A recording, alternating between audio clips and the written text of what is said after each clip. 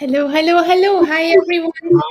We are here again at the Global Empowerment Summit with another interview. And I'm just so excited because this week we are having so many beautiful topics that I believe it's worth to watch. So if you are watching this on replay or you're watching this live, please pay attention, make some notes, and take at least one thought with you after you finish the session. If you want to rewatch us in your own pace, you can do that. I will leave all the videos up until the 31st of December, and you can even play with us and digest the sessions by using the application that Solworxs was creating just for this summit. So you can use the QR code on the top. If you have a free ticket, then you're already in this application and you can just choose your name, play with us, give us your aha moments, your feedbacks, reach out to the speakers, or even make a photo, and you will get points, and you can be on the top of the leaderboard at the end of the year, where I will announce the winners. We will have 6 winners who will get prizes from us, leadership coaching, creative leadership coaching from me, $500 each,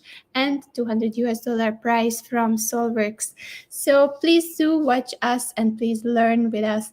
That's what we want you to do, to change your mindset, to have a diverse, holistic approach of life. And today I have Arman here. Arman is in Australia right now, and he was also part of the summit last year. So let's just catch up and check in with you, as you always say. How are you today, Arman? I'm good. Thank you, Andrea. Great to be back again this year. I know we are coming to the final part of the summit. It's been a really eventful time, and thank you for bringing us together on our discussion. So many important topics, including the one that we'll be talking today about postpartum depression. Yes, beautiful topic, and I believe it's something very special because not so many men are talking about this topic, and it gives a new perspective to the picture. I always say that where is a problem, then we have to see all the different angles, and all parties have to include all parties into this conversation. So let's start with the context. Always, I love to start with the context, the understanding. So, what is postpartum depression? Look, we'll start with that, and you're absolutely correct. Andrea, unfortunately, this is an issue that involves also men and families, but men are rarely involved in the discourse, right? And it's seen often as only a women's issue. So, what is postpartum depression? Let's start with that. PPD, it's also known sometimes as perinatal depression or peripartum depression, and it's really about it's a serious depressive mood disorder associated with having a baby. So, what do we mean by that? Look, I mean, having a child is, of course, one of the biggest milestones for a family's life, a woman's life as well. But at the same time, it often may come with certain stressors, right? And this is a condition that occurs during pregnancy or after childbirth, typically affecting mothers within first year after childbirth. PPD is treatable, but it remains largely undiagnosed and undertreated in Malaysia and across the world in many countries. And this is where this discussion is important, right? To start the conversation about this, to see how we can actually support women who are going through postpartum depression. And look, I mean, like I mentioned just now, right? Some changes in maternal mood may be a common postpartum experience because the mother is adjusting to childbirth. Like I know I mean, and that like you can relate to it in other mothers as well. And this could be crying, sadness, anxiety, and mood swings. But sometimes these symptoms worsen over time and they persist, it results in the mother experiencing extreme sadness, anxiety, and exhaustion, which makes it difficult for them to take care of themselves and others. And that is what is postpartum depression. And in Malaysia, studies indicate, right, approximately 1 in 7 Malaysian mothers experience PPD during the first 6 months after childbirth. Unfortunately, there's not much conversation about this that's taking place, right? Because I just want to flag another thing here, Andrea, that one reason that this is often, there's of course stigma about mental health, right, as a whole. I think that's and as PPD, postpartum depression also falls under that. But in addition to that, right, society has certain expectations we have set up for motherhood, right? So motherhood is supposed to be the ultimate bliss, and many women actually feel very uncomfortable talking about this about postpartum depression, feeling that they would be judged by those that are out there, that hey, you're not appreciating your motherhood. Does this mean that you don't love your children, right? So those questions come in, and that adds to further stigma. And as a result, postpartum depression goes almost unnoticed, right? It's something that women feel, but the rest of society ignores it. And let's not forget, right? Instagram and social media has also created this illusion, this picture perfect image of motherhood, whereas in reality, right, both happen at the same time. The love, the satisfaction, the contentment, the fulfillment that comes from having a child, but also the stress of a changed lifestyle, right? So this is where it's so important for us to have this conversation. I think the biggest part that is coming with motherhood, I'm not a mother yet, but looking forward to it. But what is coming with it, what I see with my friends, is just that the change, what is happening to us as women, right? Because men are like, they are getting the feeling side, they are getting the part when they are seeing their woman change, and then they are seeing all these things happening around. But men can really separate themselves on a way to not to be involved physically, but women are unable to do that because they're physically affected by the situation. Their body is changing, even their mindset, even the center of their universe is changing to something else, right?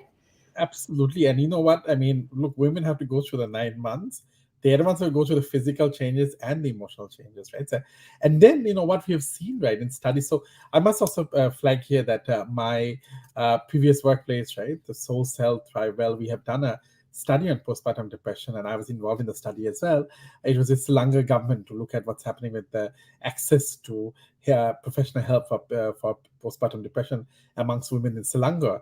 And what we found there, right, that even amongst women, right, there was there's general awareness about PPD, but definitely limited knowledge about symptoms. So what this means is that many women are aware of the emotional distress that they go through after childbirth, and the changes that you mentioned, but they're unable to identify the symptoms of PPD. So awareness does not necessarily lead to identification and help seeking.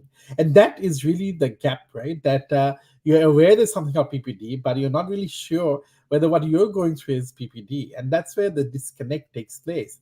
And that conversation really needs to start taking place. For both women and men. Men also go through it, but like, of course, as you mentioned, right, through very different circumstances. Um, and I mean, so going back to the study that we did, right? So I'll actually refer to that a little bit here. What we found out was something really interesting, and since the topic today is about the role of men, so we saw that family members, and particularly men, can be like a double-edged sword. What does that mean? That means that men can be the greatest source of resilience for women, new mothers who are going through postpartum depression, but also they can often be the biggest cause of stress, right? So it really, so in a way, right?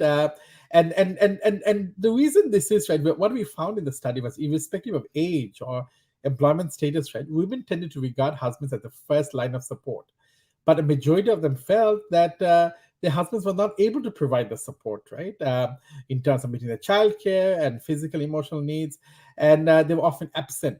But at the same time, many also, those who reported that they could cope with postpartum depression better, also mentioned that they had very supportive husbands who, and quite often, right, given that I mentioned about the stigma, husbands also played such an important role in counterbalancing stigma, meaning that they encourage their partners or their wives to actually seek help. So really, I mean, in that sense, look, the role of men is really important, right? So it's not neutral. It's either you're causing stress or you're causing you're helping support, right? So this is where we men really have a responsibility and being part of the discussion and seeing what we can really do.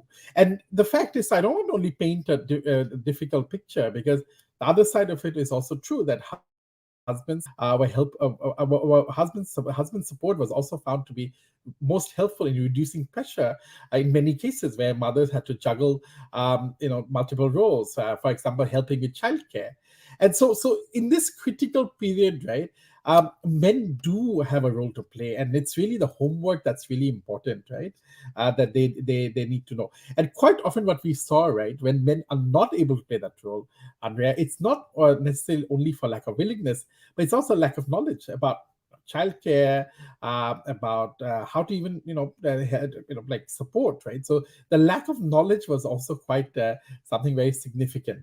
So I think so that's where when we want to, the gap that we see here between women seeking support from husbands and receiving it, right? There's definitely a gap there. The women do see them as first line of support as their partner, right? Of course, after all. But the gap that we see, and that's where husbands have a important role to play, to and homework essentially to learn how they can help, and that can be important protective factor against postpartum depression and helping women cope with it and overcome it as soon as possible.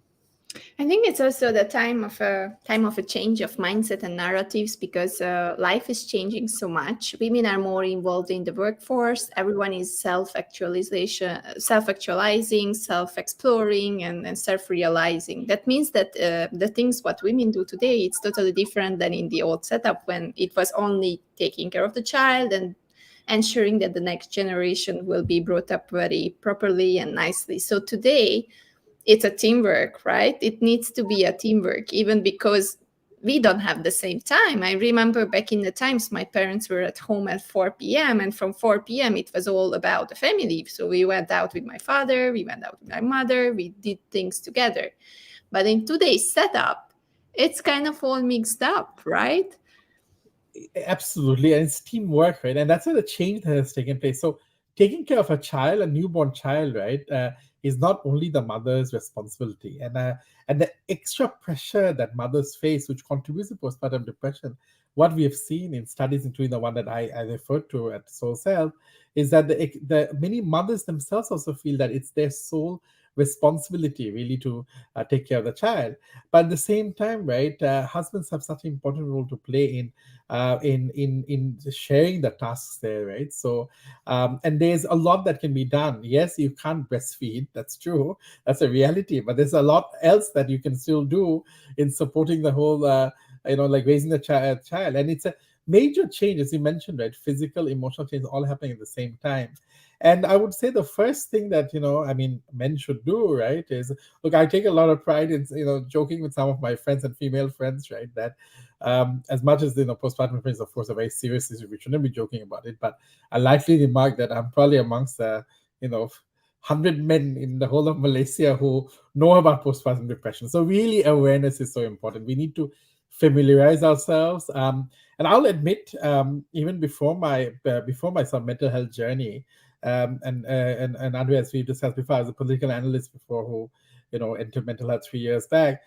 I frankly didn't know much about postpartum depression as well. So it's just that I learned through my mental health journey. So, and that's actually I would say, a good sort of capacity building for myself, potentially to support my partner one day. But at the same time, right, I think this is something I hope the other men can also do. Learning about PPD, what are the symptoms, what are the risks, what are the treatment options? And I think helping our partners, right, also manage expectations better. That yes, of course, it's blissful, it's contentment, it's really the milestone that we share together. But at the same time, right, that it may be stressful, right? And what are the resources available after childbirth for us to really seek that help? And this is where really it's important. The time is really important, to give time. I think the physical presence is important, but also the mental presence there. And I think gradually we are moving towards more recognition of paternity leave, but it's still very insufficient in almost every country of the world, right? But look, paternity leave aside, right? Still, it's men need to dedicate more time and quality time in helping their partners cope with the physical and emotional challenges after childbirth. Make yourself physically and emotionally available for her. Help with childcare and household responsibilities. And one advantage that we have here is right that post emerging from the pandemic, right? Working from home and flexible working arrangements is becoming more of a norm than ever before. So this is where I think we should take this as a blessing in disguise, right? So if your partner is giving birth, if you're having a child, perhaps working out a more flexible arrangement where you can spend more time at home, and you could be very well working on your laptop from home, right? But that physical presence and mental presence can play a big role. So really make yourself available. That would be my first and foremost my advice to fellow men. I think what stick to my mind it was two things. Like first, the Nordic countries in Europe, they are doing very well. They can go on paternity leave just as like the mother. And in some families, the men prefer to stay at home and do the be the mother as a father, which is really interesting. But they love it and they love to spend time with their kids. Like this is the first thing that I wanted to add. And the second thing is about the not just being there emotionally, but also showing as a man, showing your vulnerability and showing your problems, your what is going on in your head, even saying it out loud that, oh, this baby makes me crazy, crying all the time, because then it's something that you can share with your wife or with your partner throughout this journey, right? Absolutely, and I think that's where really under the it comes both the responsibility that men have, but also privilege, right? You're connecting with your child at a young age, right? And so, but at the same time, like you said, it's not always picture perfect. So I think that's what we need to get out of, right? This whole perception of childbirth as this picture perfect moment where all the Instagrammable photos and all that's true. There's no doubt about it. It's like I said, right? I mean, I don't want to diminish in any ways the sense of fulfillment that a couple and a mother and for that matter father has after having a child. But the fact is it's not easy, and I think we need to acknowledge that, right? That yes, that happiness comes at a cost, and that cost we need to work together to see how we can really help address that. And this is where, look, I mean, it's important for, I mean, it's an ongoing involvement, right? Like you said, like we realize the changes that are taking place in the family structure as well. So um, we men have to be supportive to help women regain their lives as well. So recognizing that motherhood is an important part of her identity, but she also has other identities, and we would like to come back to her normal life, which is a social life or her professional life or her corporate life or work life, right? So, and I think that's where it's important to help that sort of transition back to, of course, life may not be same again. I mean, it may not be as it used to be, but perhaps a blend where I mean, and sharing responsibilities would make it easier for the women. So there's really a lot that can be done, and I would say that really, and I reiterate again, right? It starts with really the ABCs of PPE. Find out, right?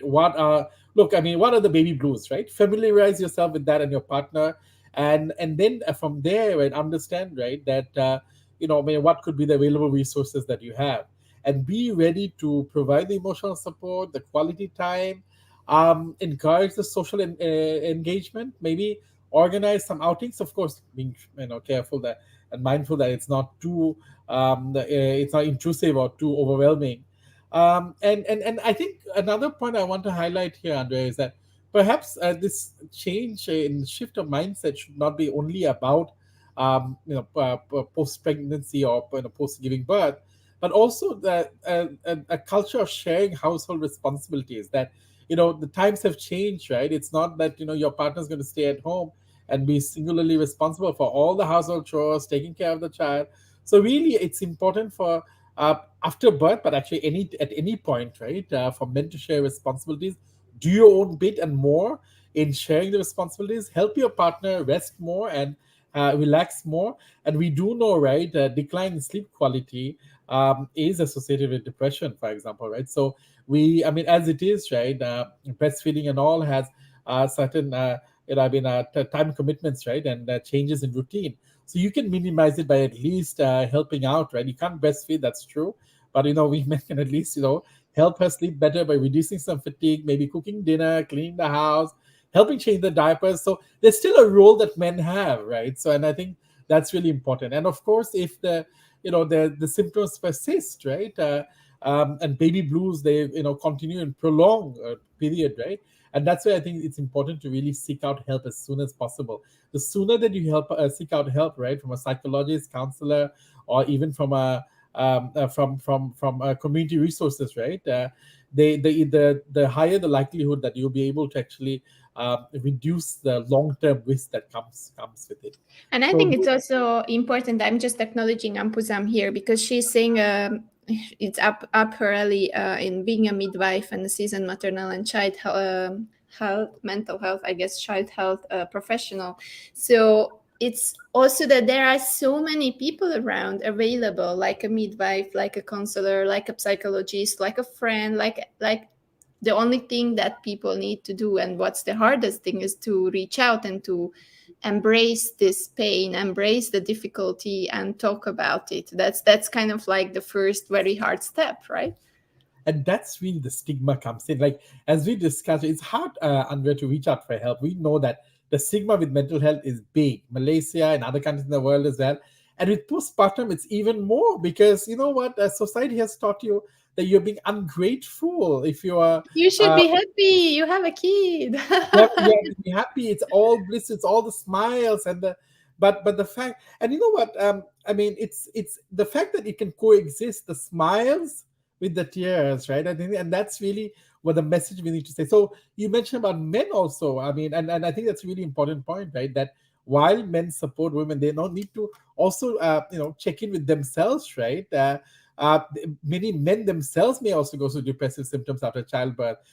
Could be because financial pressure, poor work-life balance, or maybe even sleep deprivation. So really, while you're helping, while you're helping, like we're helping our partners, we also need to take care of our mental health, right? And it's okay to say that, look, I love my child, but hey, it's not easy. I love my child, but I can't do with this, like the stress that comes from the initial days of changing routines, changing diapers, and all, right? So I think that being able to acknowledge that in society, or society, and talk about it without being judged, I think that's really important. So you're not being, I mean, this is where I think it's important, right, for both the fathers and particularly for mothers, right? You're not being ungrateful by saying that it's a difficult time. You're not being unkind to your child. If anything, acknowledging it, you're actually being kinder to your child, because by acknowledging it, you can address it better, and you can see, right,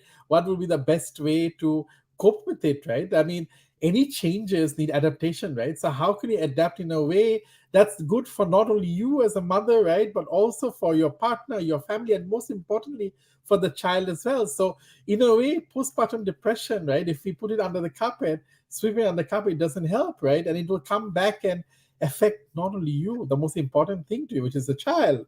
It will also, I mean, so this is where it's really important for us to address the topic, and be able to comfortably talk about it.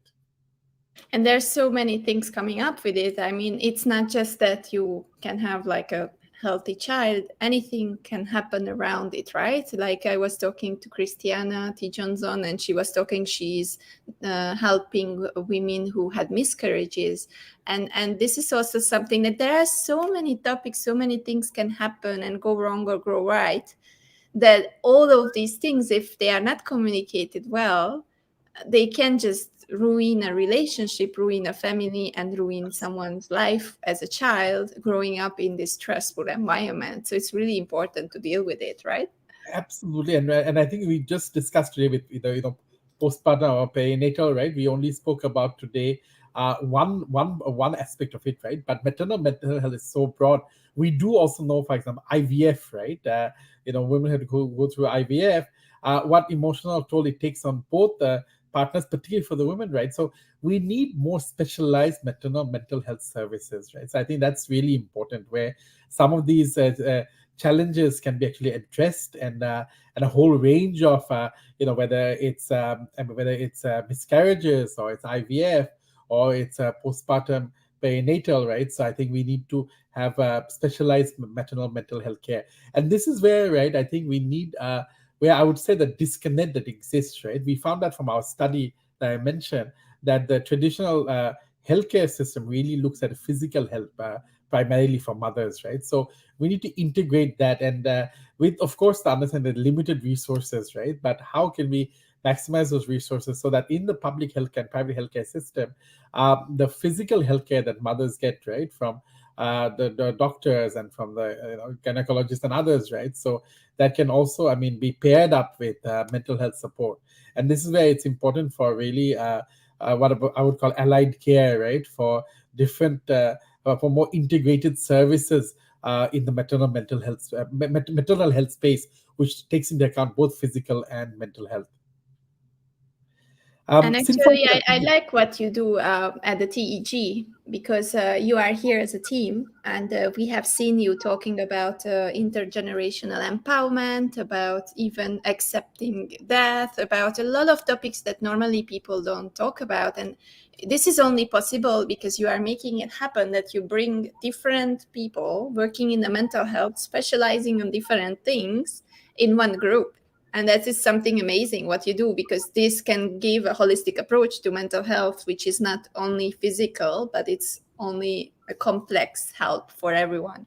Thank you, Andrea. And that's exactly the TEG mission, right? So TEG was founded during this lockdown period, and it's actually still a partnership. We still do our own, we have our own specializations, own areas of expertise and areas of interest, right? And but what's interesting is that we, of course, led by Dr. Yopeli, a very senior counselor, and amongst the rest of us who are part of the group, right, the four of us, many of us come from interdisciplinary backgrounds. So we really look at it in a holistic way, right? That how this mental health, not only theory but also practice, right? And the real life issues that which are under addressed and underserved, which is, and a perfect example of that is really maternal mental health. And I'm glad that look, though we started talking about postpartum depression, Andrea, that you were spot on in trying to bring up a broader lens to it.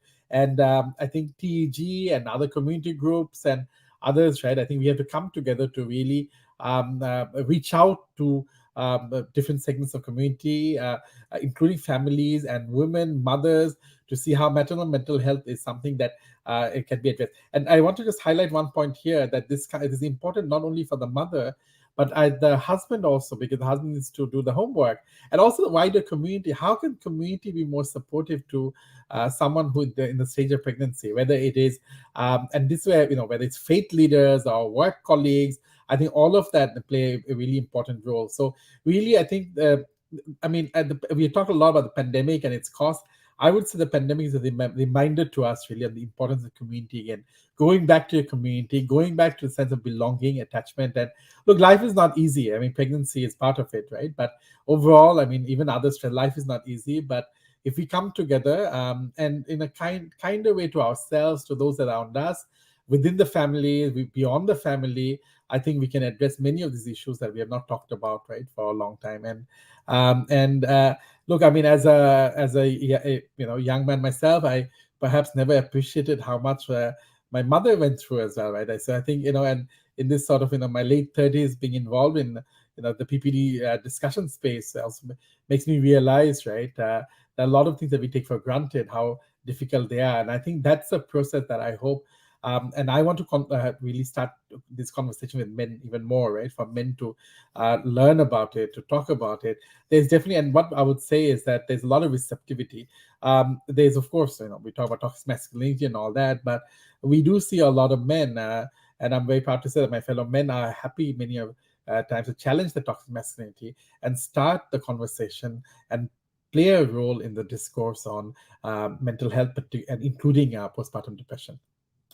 And I think it's also something that I just want to add at the end of this conversation. It's very important to embrace the female energies, because a lot of people are starting now to work around this topic. To even men have female energies, which is kind of like the care, the empathy, the EQ. It just has to be brought up, and it has to be accepted by the environment. And when it's supported by the environment, like you said, it's not as a toxic masculinity. even like taking over women sometimes, like being so man-like just because they are in a position when they think that they require to become more masculine. This is also some topic that needs to be addressed, that it's okay to be vulnerable, it's okay to be empathetic, it's okay to be kind, it's okay to cry. So there are so many things for men also that they need this kind of environment, especially with a lot of pressure going on today. It's such an important point to really end our conversation, Andrea. Like for men, like there's often a perception, right, that to be vulnerable is weakness, but actually it's the opposite, right? It's courageous to be vulnerable.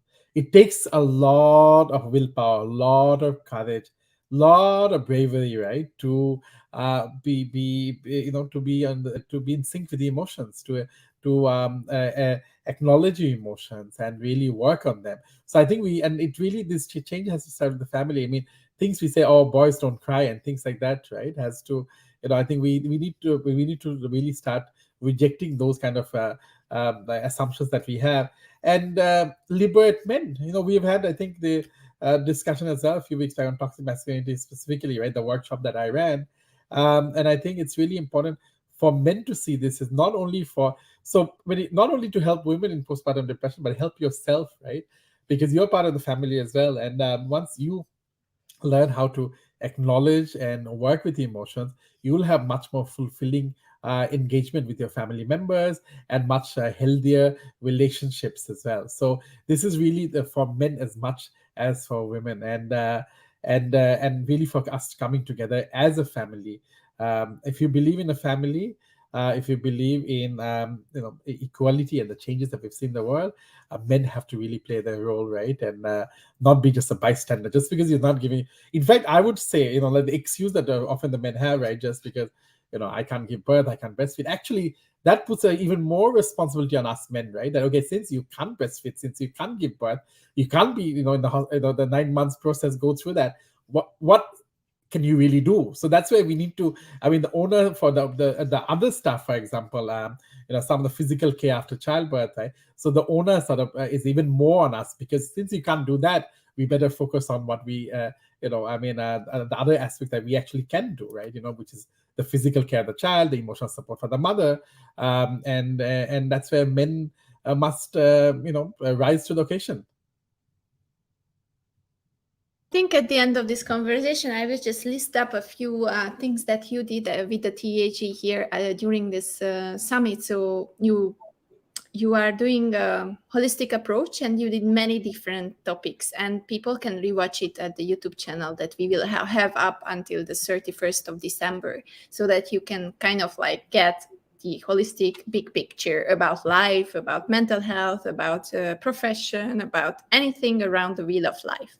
So what we discussed together with the TEG group was intergenerational empowerment, right? That was your panel discussion. It's still available. You can rewatch it.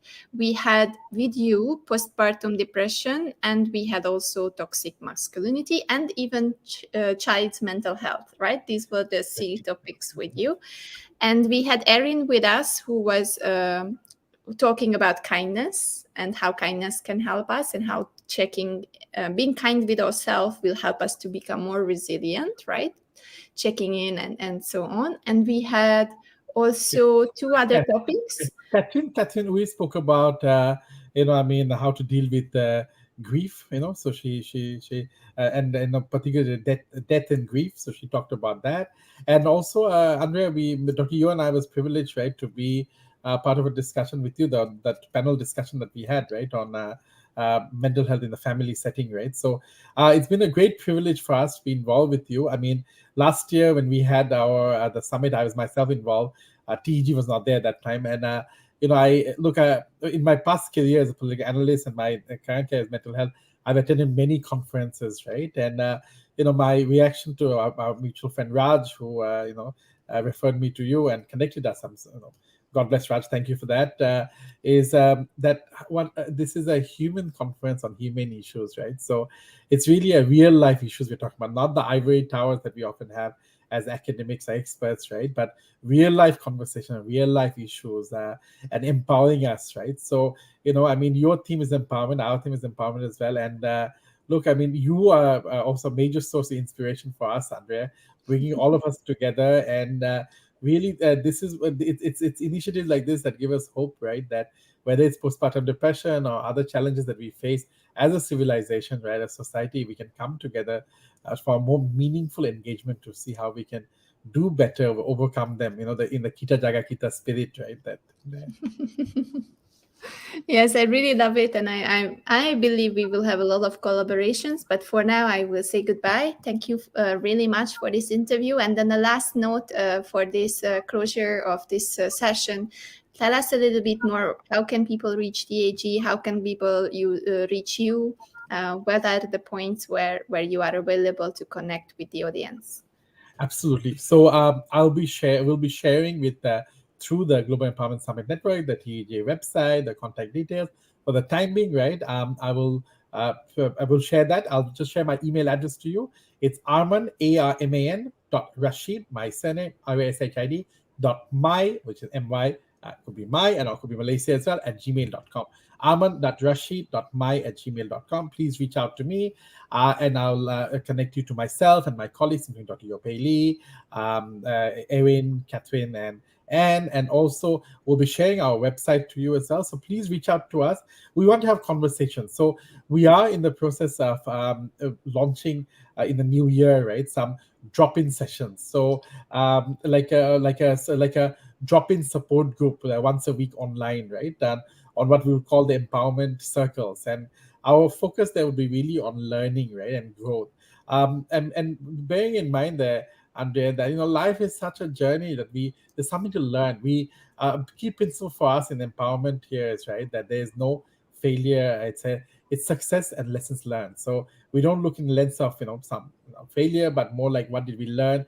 Everything that we learn is for a better tomorrow, right? So this is where we come together, and TEG looks forward to working with you, Andrea, and also rest of us in the audience. Thank you for joining us.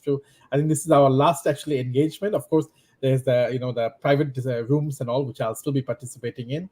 But it's been a great privilege to be part of this conference, and congratulations again, Andrea, to yourself. I would like to say it's your team, but your team is actually you. So congratulations to you, and making us part of this journey. And I also feel, right, that that the positive energy you bring in, right? So we have to practice what we preach and walk the talk, right? So I think that energy that you bring in, the positivity, embracing anyone, right, and allowing or giving them the opportunity to really build on their skills and prove themselves, right? So that's something that we also learned from you. So thank you, Andrea, for all that.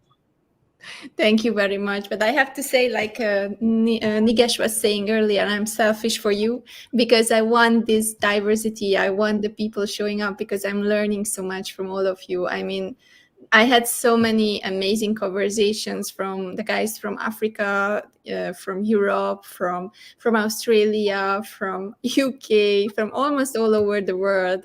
I just grew so much. Like Sinjini was telling me yesterday, she's from India. She was talking about empowerment and business and leadership, and she was like, "Well, Andrea, I believe you grow in this process a lot." And I was saying to her, "Well, yes, I did."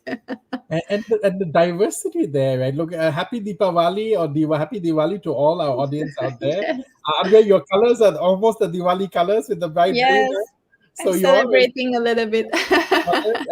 and I mean, those of us from Malaysia, including yourself, Andrea, I think we are blessed to have a multicultural, diverse country. Australia is also a multicultural country. I keep telling people, right, I feel I'm so fortunate to be born in a multicultural country, live in another one as well. Because imagine, right, we had a world, Andrea, where we all acted the same, talked the same, ate the same food. How bored we would be, right? So it's really, diversity is a strength, and I think your conference brings that together. The diversity of voices, diversity of opinions, diversity of backgrounds, and also geography from all over the world, right? So, and I strongly believe this, right, that and those who don't know how to appreciate diversity is because they have not experienced diversity. So and diversity, even when someone disagrees with you, that just makes the world much more interesting. So and much more, I would say, also like meaningful, in the sense that we build on those disagreements to come with a new learning, a new understanding, right? So that's what diversity is about. And the Global Empowerment Summit definitely highlights that, Andrea, and we are proud to be part of that diversity. Thank you very much, Arman, and I wish you a beautiful day in Australia. Keep on inspiring others and empowering others through the TJ Group. Looking forward to our collaboration. And thank you for everyone for watching us and showing up all the time. Thank you, Simfong, for being so supportive and being there with Jagatis with almost every session. I don't know how. You have to know that I appreciate you so much, because it's much better to have a supportive friend in the comments when it's just crazy times and everyone is working, and I have a few people joining in, always keeping me up. So thank you very much, guys, for doing this and being there all the time at almost all the workshops, all the different sessions. Thank you. Thank you. Thank you also for the audience, Infong. You've been there and all your comments as well. And this is also unique because, look, unlike conferences where we used to sit in to all of us, this is really a non-synchronous time, in the sense that someone may be watching this a month later, right? So, well, Yes. that's part of the learning process as well, so that we, and then thank you for keeping this open for next few months, right, for us to learn, and hopefully we'll have more chance of engaging.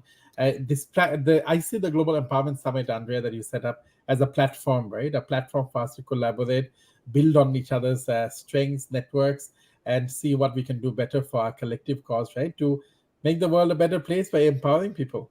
Exactly, we are multiplying the impact. So let's go. I will have a little lunch and then we are coming back with more sessions in the afternoon. Thank you for those who are watching.